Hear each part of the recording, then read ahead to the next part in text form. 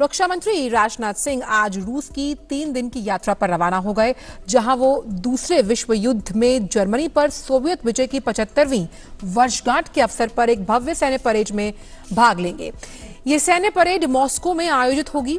24 जून को मॉस्को में ये परेड आयोजित की जाएगी और रूस रवाना होने से पहले रक्षा मंत्री ने एक ट्वीट किया और अपनी यात्रा की जानकारी दी और उम्मीद जताई कि उनकी यात्रा से दोनों देशों के बीच रक्षा और रणनीतिक साझेदारी को और गहरा करने के तरीकों पर बातचीत करने का अवसर मिलेगा।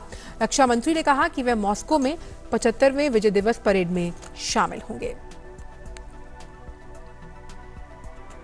वहीं भारत और चीन के बीच आज चुशुल मोल्डो में कोर कमांडर स्तर की बातचीत हो रही है। आज सुबह 11:30 बजे से ये बैठक शुरू हुई है।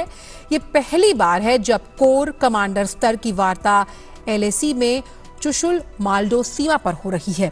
इससे पहले रक्षा मंत्री ने कल chief of defence staff general Bipin Rawat और तीनों सेना प्रमुखों के साथ लद्दाख में हालात पर विस्तृत चर्चा के लिए उच्च स्तरीय बैठक की और सशस्त्र बलों को वास्तविक नियंत्रण रेखा पर चीन की सेना के किसी भी प्रकार के आक्रामक रवैये से निपटने के लिए पूरी छूट दी।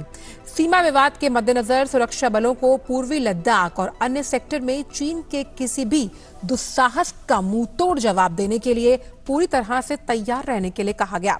रक्षा मंत्री ने कहा कि चीन के साथ लगती सीमा की रक्षा के लिए भारत अब से अलग सामरिक तरीके अपनाएगा। उन्होंने शीर्ष सैन्य अधिकारियों को जमीनी, सीमा, हवाई क्षेत्र और रणनीतिक समुद्री मार्गों में चीन की गतिविधियों पर कड़ी नजर रखने के निर्देश दिए। इस बीच वायुसेना प्रमुख एयर चीफ मार्शल भदौरिया ने कहा कि नियंत्रण रेखा पर किसी भी चीनी चुनौती से निपटने के लिए भारतीय वायुसेना पूरी तरह से तैयार है। उन्होंने कहा कि इन चुनौतियों को देखते हुए ही वायुसेना ने लद्दाख क्षेत्र में हवाई गश्त को बढ़ा दिया है।